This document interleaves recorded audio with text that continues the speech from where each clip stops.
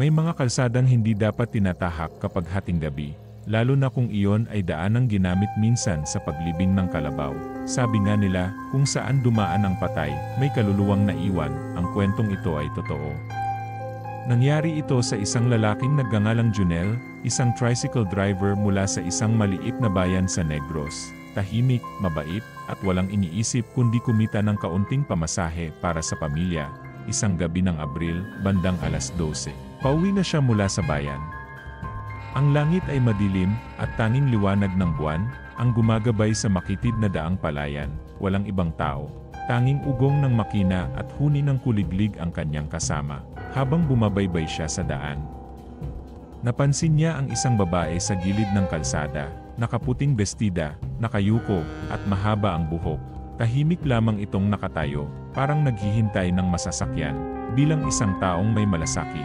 Pinahinto ni Junel ang kanyang tricycle at pinasakay ang babae. Ngunit mula nang sumakay ito, tila nag-iba ang paligid. Biglang lumamig ang hangin, at ang makinang dati maingay ay biglang humina. Habang umaanda, napansin ni Junel na wala siyang nararamdamang bigat sa likod, at nang sulyapan niya ang salamin ng tricycle, wala siyang nakitang refleksyon ng kanyang pasahero.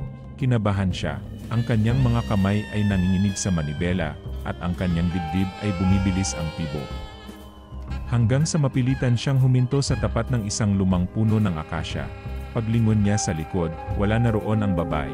Ngunit sa salamin ng tricycle, may nakita siyang kamay, itim, mahaba ang kuko, at nakahawak sa kanyang balikat.